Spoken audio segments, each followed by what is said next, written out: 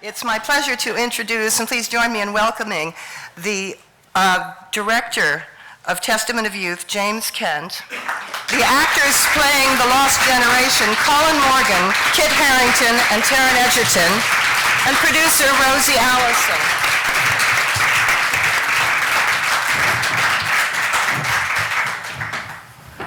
Welcome all, and congratulations on a very beautiful piece of work. I've just told my colleagues if we can get through this without me puddling up, it'll be a miracle. Although you're down at the other end, I'm going to start ladies first, Rosie, and ask you a question. When we met, I told you that when I was about 20 when I read Vera Britton's book the first time, and it made a very profound impact on me, and you said it was the same for you. I wonder if you could tell us what impelled you to bring this to the big screen.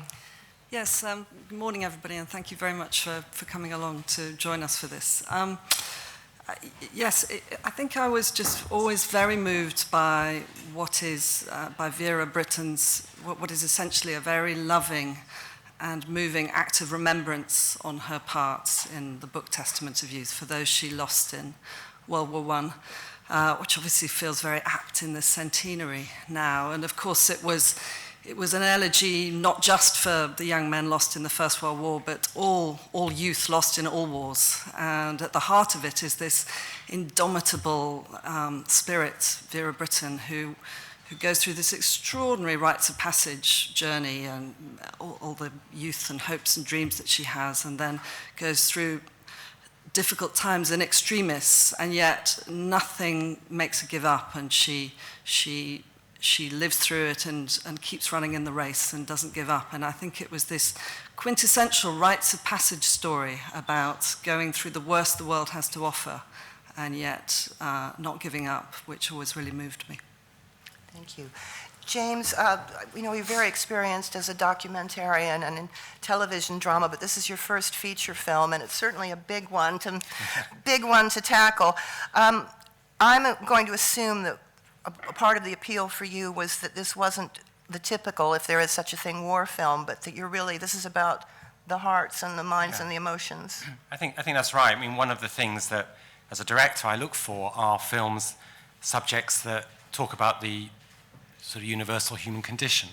And one of the great things that resonated for me as soon as I read the script was that this isn't just a period film. It's a film about ambition, love, grief, survival, courage, and those things speak to us now. And I think one of the things I hope the film achieves is that it resonates with an audience. It's like a touchstone on some of the great experiences that everyone will experience in their life. And it's incredibly important that drama and filmmaking sets up that as a scenario, as a kind of example for people to get through, and I think it moved me tremendously. Thank you. Colin, I wondered before you got in front of the cameras, if you had all had a chance to hang out. Did you have rehearsal time? Did you do improvisations? Did you find some way to bond? Because you're so compelling and natural as these devoted school buddies.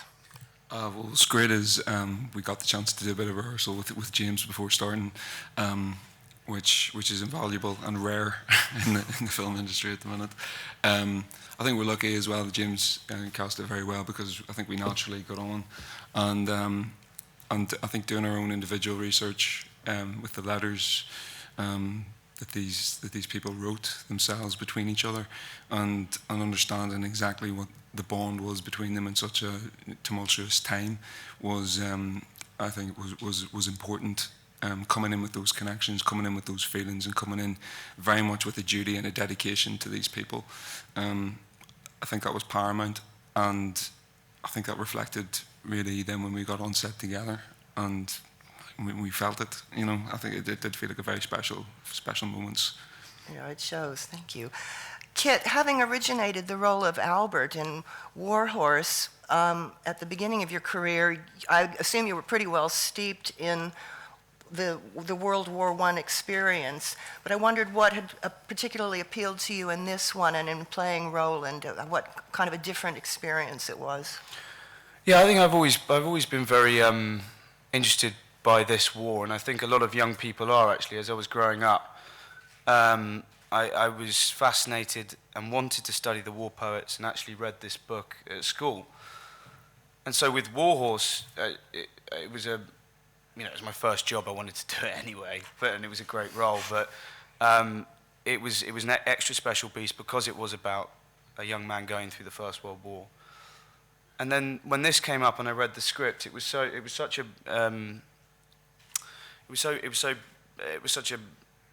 beautiful kind of adaptation of the book that I'd grown up with. And the character that I knew quite well, that I found it a real no-brainer to want to play someone who actually existed and that I had so much research material for in letters and in the book, that it seemed like, it seemed like an honor to be able to be given a real person from history, which I'd not played before. Thank you. Taron, was there a point for you where you had to let thinking about the real Edward go and just go with the script and go with did you take it all in to begin with and let it go, or were you ever mindful of the real boy and how young he was? Well, I think in terms of your desire to do justice to the story, you never really let go of the sense that it was a real person. But, these were people who were around 100 years ago. So aside from these letters and photos, you can't watch footage and mimic their mannerisms. And I think as well, personally, I like performances that I'd rather see an interpretation of a character than an impression, because I think it normally is a little bit more heartfelt. But sort of echoing what these guys have said, really, I think you're always you never forget that you're playing a real person, especially when they went through something so horrific. And I hope we've done justice to their memory. Thank you. Okay, who's got a question? Let's get this gentleman a microphone, and then the gentleman down here, and then the lady behind him, okay? Go, sir. Hi, I'm Daryl Smith from the Scottish Sunday Post newspaper. As Rosie mentioned there, it's 100 years since the First World War, the outbreak. And I wondered if that the anniversary has had added poignancy to the three young actors from actually working on this film, engrossing yourself in the period, and whether you find yourself sort of thinking, well, it's 100 years since Edward and Roland, signed up and went off to war. Yeah, for me personally, I think it's there's going to be a lot coming out about the First World War, obviously it being the centenary. I think what's interesting about the First World War is it still feels very present to us.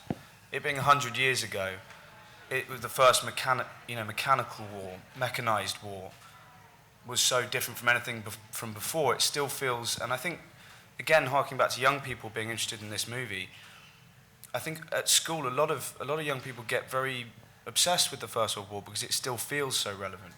And I think that's what's interesting. It doesn't feel, to me, it being a centenary ago, I think it's important to revisit it, being 100 years on, and to investigate it. But I always feel it being the first modern war, it doesn't feel quite that long ago, strangely. Okay, sir, go ahead. Hello, my name's Barnaby Walter. I'm from the National Student. This question could apply to a variety of people on the panel, but I'd like to focus on James and Kit, if possible. James, you've crafted some of the most cinematic television of recent years, and Kit, you've starred in some incredibly high-end television. I just wondered, how different is this experience of making something for the big screen? Now television is also so cinematic, and we're told it's now merging. Is it much of a different experience from both a directing and an acting point of view? Well, the shoot, surprisingly. I mean, one of the big changes, I mean, the shoot itself is pragmatically kind of quite similar to television. I mean, you've got not a lot more time, the money, you have to expand the scale to a cinematic vision, so everything feels very tight. I think where it feels very different to television is the amount of care, the amount of time you have to lavish the care before you start filming. As a director, you come on board 18 months. I mean, you're not in prep for 18 months, but you're sort of working with the script, with the writer, with the producer, quite a long time before you shoot. So it's really in my bones by the time I film. And also at the end, after the shoot, where the editing as well is incredibly detailed and incredibly examined. So it's absolutely at the top of its optimum power. Whereas in television, again, the sort of the schedule dictates, the budget dictates that you sort of, at some point, you have to draw a line and move on. One of the things I loved, one of the great thrills for me, was actually when the monitor was put up on the first day of the shoot, and it had that cinematic big rectangle. And I was like, oh my God, I'm really doing the real thing. I mean, it's really exciting. I was really over the moon about that. So those things are always very exciting as a film director. Yeah, I think budget for TV has gone up so much in recent years that as far as walking onto a set, there isn't a huge difference that I've noticed working on a TV show with a very large budget. The only difference for me being is that from character development, especially in this movie, you have to tell a lot about who the character is in a much shorter space of time. You don't have the luxury of 10 episodes and maybe however many seasons to kind of... It's about get your character across and who it is and the important things you want to say without the luxury of time. And I think that's the difference for me. Thank you. And the lady behind you? My name is Albertina. I'm from the Press Association. This is a question for Kit. I wondered if you returned to the war poetry that you'd studied at school for this role, and if it helped you understand how Ronan might be feeling, especially when he returns on leave that time. Yes, I did return to the war poetry. I had, when I looked at my bookshelf, I had a surprising amount of sort of war poet anthologies from school with all my old school note annotation, which was embarrassing.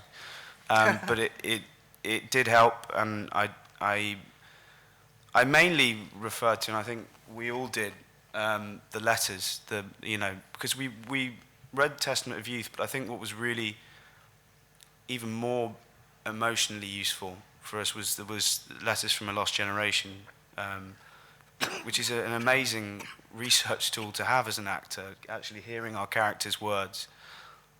So that was the main thing that I used. But yeah, it was lovely to be able to revisit all those incredible poems from the First World War that I hadn't picked up in so long. Lady here. Hi, Eva Přibrová from Czech newspaper. I want to ask Colin and Taron about when you discovered the book and what do you think about it and how much did you use it during the shooting? Thank you. I hadn't actually come across the book before coming across the script, so I read it first, and then when I came on board, I began to read the book. And for me, it was an area that I hadn't really grown up being educated on the First World War. It felt like a bit of an alien world to me, so I felt like I did have to become a little bit immersed in it. Again, I found Letters from a Lost Generation, the letters that they wrote themselves, extremely useful, just being able to read their letters essentially in what is now going to be their voice in this film. And so what struck me was a big element of what the book's about, of what the film's about, and of what the war was partially about, was youth and how it was lost, and that essentially this part of their youth that was lost is a part that we now in this day and age are very, very privileged to have. And if you take that section of youth out of your upbringing, it makes life very, very difficult, very almost impossible in terms of an emotional point of view. And I think that was so impressive about Vera Britton's journey, and which Alicia gets across phenomenally in the film, is the power to overcome, the power to try to pick up your life after what you've lost. And she lost a massive part of her youth, and that to me is what the film really gets across, particularly to our generation and the people who have been through it, or who know, or are very close to people who have been through it. You're nodding in agreement. Taron, would you like to add something? No, I'm actually just thinking I have no hope of coming out with anything as profound as that.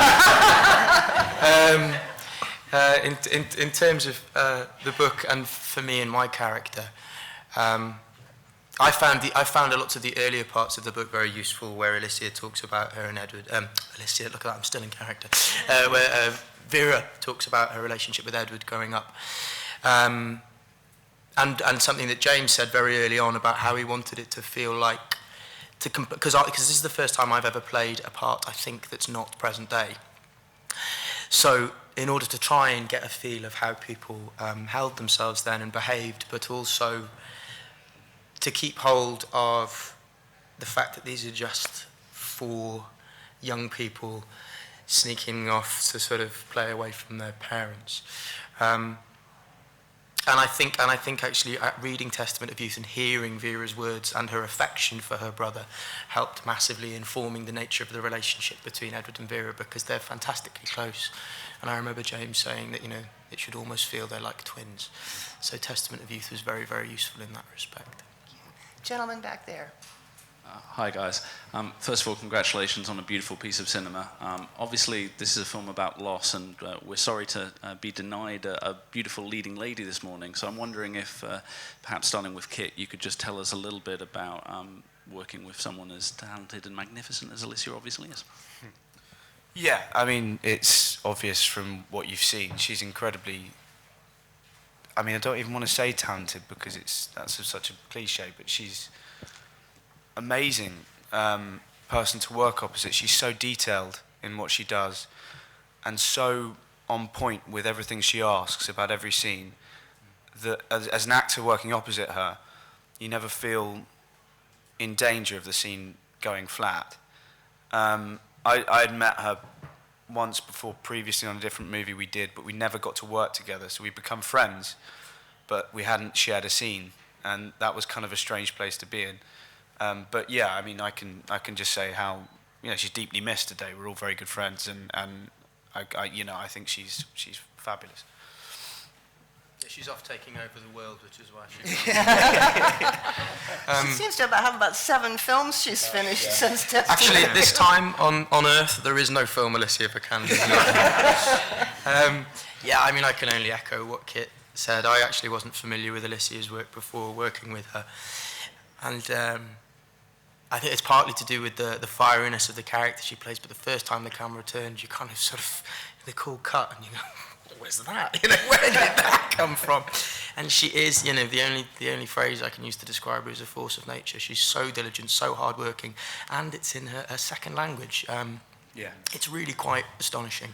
And I have to confess, haven't seen the film in its entirety yet, but just from having shared a scene with her, I know that it will be quite something to behold. Yeah, she's extraordinary.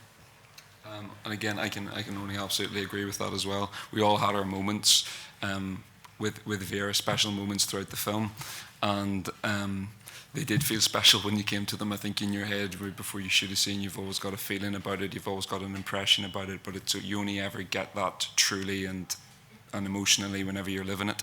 And it felt like we were living it with Alicia. That's what felt so special about it, because she inhabited Vera in every respect, in a truthful and an honest and in such a detailed way that I think as an audience you're absolutely pulled along on the journey with her, and you feel everything she feels, because I genuinely believe she really did feel it when she was doing it.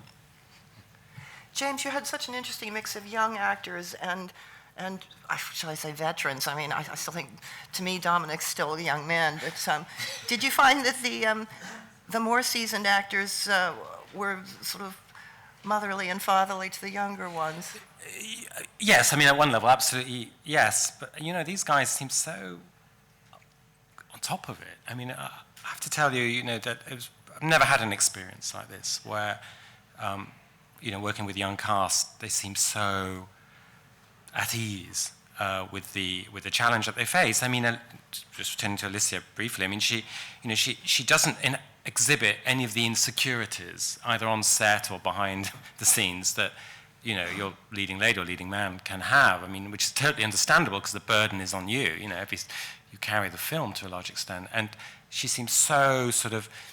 I think I have a theory. It's because she was she was a ballerina at the Royal Swedish Ballet. That's sort of partly instilled in her this sort of absolute confidence that she can go out there and perform.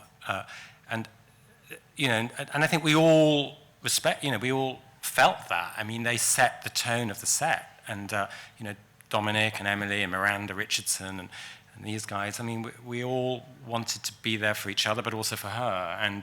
But she felt so in control that there was a wonderful ease during the filming from everyone, and that just meant it was more like a kind of family. I mean, that sounds like a cliche, but we really were incredibly at ease with each other. Lady here? And you've filled me with national pride, and I talk about it kind of this way. And I just wanted to ask in conjunction with that, how you felt about the fact that she's not part of this British collective memory of the war, and with the remembrance and everything. And I'm wondering how that affected you when in the choice of her, and then how that played into working with her. You know, as a director, of course, you look for national characteristics. What you really look for is someone who can transmit the key emotions of the film. And what Alicia has is sort of beyond national boundaries. She has a luminosity, a sort of a fire, and a sense of tragedy in her acting that surpasses any. It's just a gift. It's a real gift. And the other thing to remember is that actually the film is about British loss, but there's a scene with a German officer who's dying, and it's actually an international story. Most countries in Europe lost enormous amounts of people. So, of course we're doing a British story, but you want it to sort of speak as Vera Brittain would have wanted it to, beyond the Channel and out there. And so Alicia, I think she sort of has something a bit other about her, which hopefully will help international audiences relate to this tragedy. Lady in the front row, could you pass her the microphone? Thanks. Jan Gilbert for Flicks and the City. This is for Kit. Obviously, audiences know you best for Jon Snow. The different characters, of course, very different characters, Roland and John, although they do have similarities. They're both men who are very much bound by duty and honour. They're both attracted to strong-willed women, and they both have to grow up very quickly because of circumstances around them. So I wondered if you could tell us, apart from the schoolboy poetry, how you prepared for that role of Roland, how you got into his head, and how that compared to when you first got the role of Jon Snow and how you prepared for that? I think the thing that James pushed me towards constantly while on set, I have a tendency to go very, as an actor, I don't know, to go quite inward, or I don't know really how to. And what James was always pushing me towards was that this young man is a charming young man. He's full of confidence. He's 19 years old. And he's at that age where he knows he's good at everything. He's mastered everything at school. He's in all the top grades. He's won all the awards. And it was that. If there was a difference, if the way I got into Roland was that he was very sure of himself in seducing Alicia. And Alicia, there we go. Vera. In seducing Vera, and I think that was one of the main things for me. I hadn't played a role like that before. Maybe that as it goes on, and we see a change in him, and he becomes very troubled by what he's seen. But at the start, he's so light compared to anything I played, and I think that was the right way to push me for James. And I think it was quite relieving to play in a lot of ways, having played a different character from that for so long.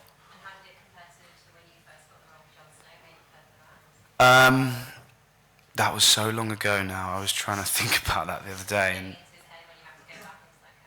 it was. I think it. Again, like I said before, preparing for John, you've got a template there now. You know that you know everything that is written. It goes in a certain way. I step into that role that I've prepared 5 years ago, and can't remember what choices or why I made them. But with Roland, he still feels very fresh to me, and I think, the way I stepped into him was to try and remember what it was like to be 19 for a start, because I'm now 27, so I'm playing a guy a lot younger than myself, and remember what that excitement of your first love is, and it was sort of stepping back in time a bit to a cockier, surer version of myself, if that's at all possible. Colin, I was wondering if you had done any practicing being blind. Yes, I contacted the Blind Veterans UK charity, who apart from the experience I had with them, are a fantastic charity. I didn't realise that there were so many blind people in the UK that weren't availing of their help, and should, I think. But I took myself off on the train down to Brighton, where their centre is, with a view to interview some of their residents there. I was very keen to interview someone who had possibly been blinded in World War II, and possibly someone who was younger, around my age, who had been blinded recently. And I did. I got the two perspectives on that: the perspectives of time and the very raw, recent perspective from a younger guy. But when I walked in, they decided that they were going to treat me as a recently acquired blind resident. So whenever I came in, they put a blindfold on me, and I was given a tour of the building and taken in as a resident there for, I think it must have spent about maybe 5 or 6 hours as a blind person. And they brought me to their workshops, and I was making things. They brought me to their gym. They brought me to the kitchen to try and make a cup of tea. And my responses to that, as someone who had vision and then taken away, was surreal. Everyone had a colour. I was convinced that the person taking me around was wearing a pink cardigan. She wasn't. She was wearing a green jumper. But or I went into a room. We sat down and have a cup of tea. I was convinced we were sitting facing a mirror. There wasn't a mirror in the room, because after we had the experience, they took me on the same tour around the building again, but with my sight. And to me, that was a value. It was tough. It did a lot of things to me mentally, and it also the people I spoke to, particularly the guy who had lost his sight recently. It was still very raw and very recent. And so it gave me a real clue as to what that would feel like for someone of that time, and I think I tried to utilise that within the film, but also as a life experience. I think it was something that was really unique. Gentleman back here, and then this lady, and then yeah. Hi, it's still Daryl Smith from the Scottish Sunday Post. Just hearing Colin speak there, and I thought the film did it brilliantly, almost with very few words, where it showed how Vera brought home her experience of the war, and then when she returns home, everything around her seems rather twee and pat. I wonder if the actors had a similar experience working on this film, in that you've immersed yourself into it so deeply that when you go on to the next job, it's almost, it feels not quite as big. Yeah, I think that there is always that feeling, I think, of a come down on any job that you do. I think you invest yourself in it so much, you try to dedicate yourself to it 110%, I think, and that if you've done it right, you should have that feeling afterwards. There's something wrong if you haven't. Maybe you have to have the come down. You have to have a feeling of missing it, I think, or and yeah, certainly having, when we shot The Last Day, or for example, when we shot one of the scenes which were a key scene for your character, like the blind scene, which we'd done in the audition as well. It feels like a moment gone. You only get it once with filming, and then it exists forever on screen. And so, but your personal experience of it is kind of gone. And then when the movie wraps, all the people and everyone attached to it are gone too. But then as an actor, you have to pick it all up and go on to the next one and put that away in a little suitcase somewhere. I found this, just quickly on that, I found this movie, I missed this movie afterwards because the way we shot it was unique to anything I've ever done before. It was incredibly liberating with, I'm quite used to always being blocked in, and here's your mark, and there's your, and with this you were given free rein, and we had a wonderful camera crew and a brilliant director and a great focus puller who could give you free rein to be more free in your body. And I missed that on the next job I went on to, and I noticed how much I did. And Taron went off to drive fast cars and play with gadgets, didn't you? That was actually just before. Sorry. Yeah, it was. I went off to be Tom Hardy's boyfriend in The Craze. But in answer to your question as well, I think, you know, the extremity of what these young people went through meant that it did have a more significant weight. And if ever we could have missed that more significant weight, when we first met Rosie and James, their passion for it, and their real sort of kind of very tangible sense of who these people were, and almost a kind of very personal affection for them was kind of infectious, really. And you couldn't help but slot into that. So, yeah, you know, you did feel it afterwards, because it was these were real people, and we were trying to recreate their experiences as faithfully as possible. Afraid we just have time for one more question. So the lady here.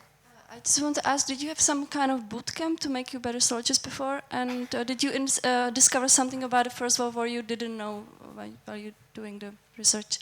Thank you. No money for boot camp.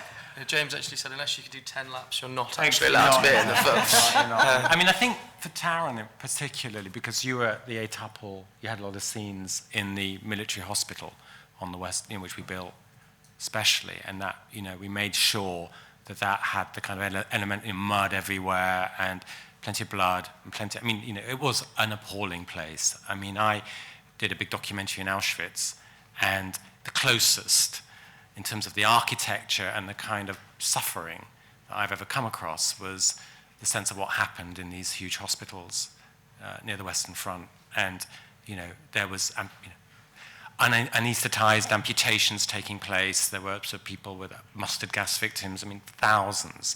People dying, piles of bodies. And I'm sure for Taron that hopefully we provided a kind of environment where he could feel something. Truly disgusting. Yeah, it was, absolutely. All of those scenes which you guys have seen with all the mud and the blood and the sweat and the tears and all that, it really was unpleasant to film, and so it should have been. I think, you know, I mean, it should have been as unpleasant as possible, because it was never going to come anywhere near to the reality of it. But yeah. You had a big moment, Kit, didn't you, in the mud, and you were kind of seen in the dying in the rain. Yeah, I nearly drowned. it was like, yeah, that wasn't fun. It was lying in mud, getting sort of rain towel waterboarded. It was a bit, it wasn't great.